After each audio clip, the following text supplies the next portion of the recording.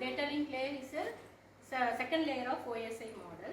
So in that one, what are the process it's happened already we have seen in the previous class. So today we are going to see about the flow control. That is how the data flow will be controlled. What are the effects? What are the functions are represented in a flow control? We have to see now. Okay. So in first one, it's stop and wait method. It's having two methods. First one, stop and wait method. Second one is sliding window method. So in a stop and wait method, sender send the data to receiver, and then it's have to wait for the acknowledgement.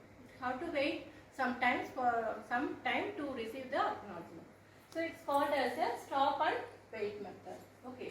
At the end of the receiver side, that is end of the transmission, we have to wait sometimes to receive the data. So for that, it's having some advantages. That is, each frame is checked out and acknowledged. It's having time delay, but at the same time, it's checking the bits, each and every data frame. So it's in a clear manner, and we can get the acknowledgement. That is, it's a reliable one. Okay, this is the advantages. In disadvantages, it's inefficient. That is, it's not maintaining the time. That is, in a particular time, it can't access in a particular messages. So it's an inefficient one. This is the disadvantages of this method. These two methods, that is flow control method. Okay, so it's having some operations: normal operation, then frame lost, then acknowledgement lost, then acknowledgement delay.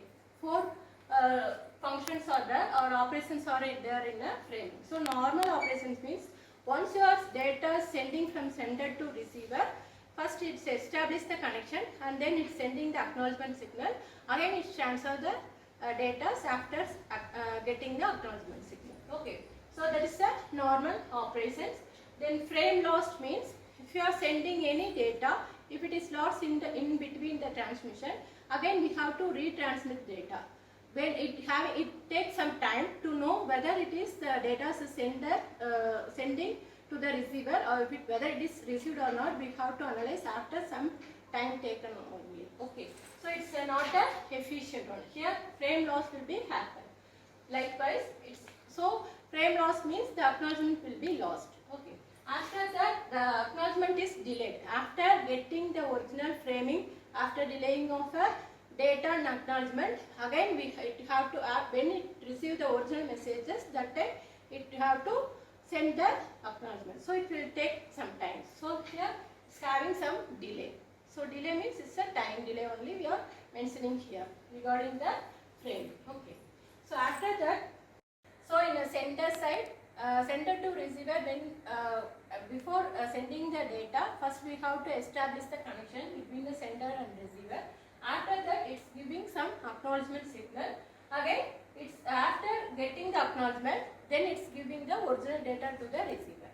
When it receives the data, it's giving the acknowledgement, and then it's finally it's giving the transmission signal.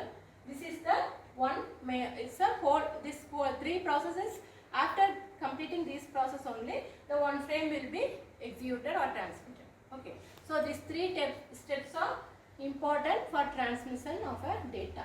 So first we have to establish the connection. Then after getting the acknowledgement, again we have to send the data to the receiver side.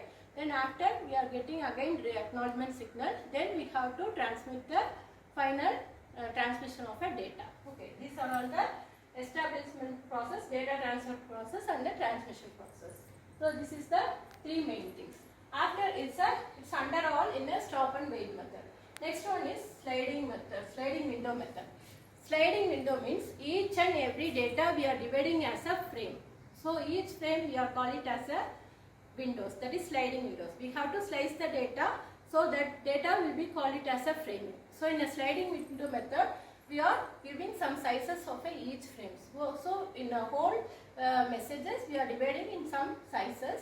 After that we are sending in a particular arrangements order. It's a sender acknowledgement and the windows not completed. If what is its main drawback means, when we are transmitting the data from sender to receiver, it's not completing that particular windows means also it will send the acknowledgement. So no use of a data transmission, because the transmission is not completed. Before completing that particular transmission, it will send the acknowledgement from receiver to sender. Okay. So it's a main drawback of this sliding window method. Then after that, it's having two windows, sender windows and a receiver windows. Each and every side, that is sender side and receiver side, we are maintaining some sizes. If it is exceed, the overflow will be occur. And then it's having main disadvantages, having some delays to transmitting the data from sender to the receiver. Okay. So these are all the main thing in a flow control. So flow control, we are having two methods, stop and wait method and sliding window method. We are seeing about the advantages and disadvantages. Then in that one we are having some functions for normal operation, frame loss, acknowledgement loss and acknowledgement delay. So we are seeing how it is worked in a stop and wait method. After that sliding window method, it's what is sliding window, we are seeing that is frame will be sending to the sender to receiver, and it's not completed means also it will send the acknowledgement. So this is the main advantage we are seeing. So after that, it's having sender window and a receiver window. So we are seeing what is that, how it is executed. So these are all the main things. So mainly its time delay will be occurred on each and every transmission of the data. So we have to reduce.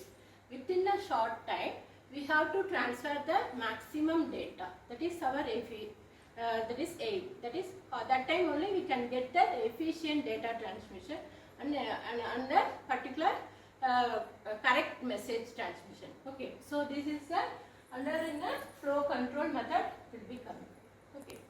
So in acknowledgement devices, we have to connect the data from sender to the receiver. First we have to establish the connection. After that we have to send the signals, acknowledgement signal. Then we can transfer the data from source to the destination. Then finally we are getting the true that is real data in the receiver side. Okay, that's all.